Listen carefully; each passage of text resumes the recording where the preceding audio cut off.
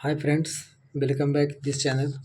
देखिए, बिहार बीज उत्पादन के लिए किसानों को मिलेगी विशेष सहायता, यानी कि बीज आप जो खेतों में किसान बोते हैं उनको सहायता देने के लिए सरकार की तरफ से योजना आई है। और यह सरकार जल्द ही सबको बीज सहायता करेगी। इसलिए इसलिए इसके लिए आवेदन शुरू किया जा रहा है।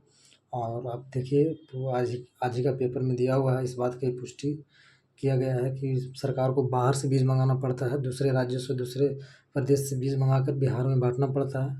तो आप देख सकते हैं, इसमें लिखा हुआ है कि गेहूँ, दलहन, तिलहन, आलू बीज के उत्पादन पर जोर दे रही है सरकार। इसलिए बीज की नीति जरूरी देखिए कहाँ कहाँ से बीज मंगाते हैं, मैं आपको पेपर में कटिंग के माध्यम से बता रहा हूँ। राज्य में इसी साल नई बीज नीति लागू होने जा रही है। इसकी गुणवत्ता बीज उत्पादन को बढ़ावा मिलेगी।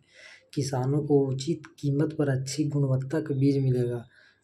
बिहार उत्पाद की भी बेहतर होगा और किसानों की आय भी बढ़ेगी। यानी किसान बढ़िया बीज बोएंगे तो उनको उत्पादन भी ज़्यादा होगा, किसान को भी लाभ मिलेगा और सरकार को भी लाभ मिलेगा। उनके पास ज़्यादा अनाज हो जाएगी तो उनको प्रोडक्शन ज़्यादा होगा तो बाहर से खरीदना कम हो जाएगा।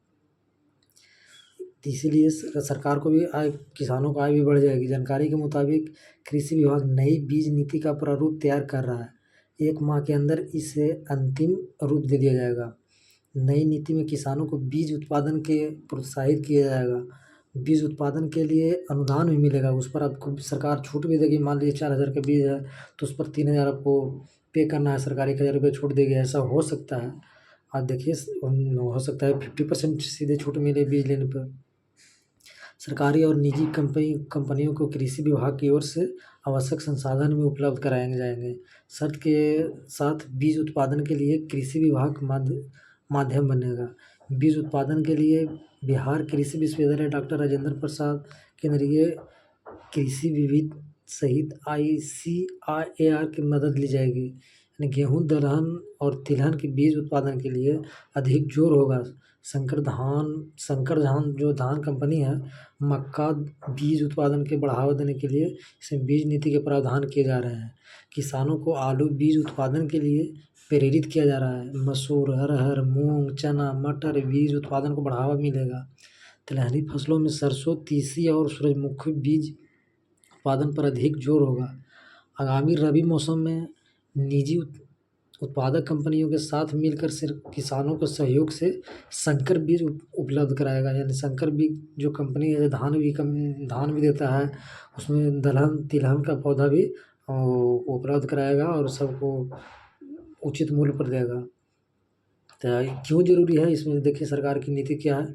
इस वर्तमान में राज्य में विभिन्न फसलों के लिए लगभग 15 लाख क्विंटल बीज की ज़रूरत है, लेकिन इस राज्य के लगभग 3 से 4 क्विंटल बीज उत्पादन होता है। किसानों को आवश्यक बीज दूसरे राज्यों से मंगाना पड़ता है। हम बोले थे कि दूसरे राज्यों से किसानों को मंगाना पड़ता है। निजी बीज कंपनी महंगी दरें पर किसानों को बीज उपलब्ध कराती है, इसीलिए सरकार सस्ते रेट पर अपनी देगी और इसीलिए प्रोडक्शन ज़्यादा होगा। कई बार महंगी कीमत लेने के बाद भी बहुत खराब गुणवत्ता के बीज किसानों को मिलता है, इससे उत्पादन प्रभावित होता है। देखिए, सरकार इस पर निर्णय लिया है और देखिए कब तक इसको लागू करता है। और भी इस तरह का वीडियो की जानकारी के लिए मान लीजिए आपकी कोई भी राय है तो आप कमेंट बॉक्स में पूछ सकते हैं। बहुत बहुत धन्यवाद। Thank you very much.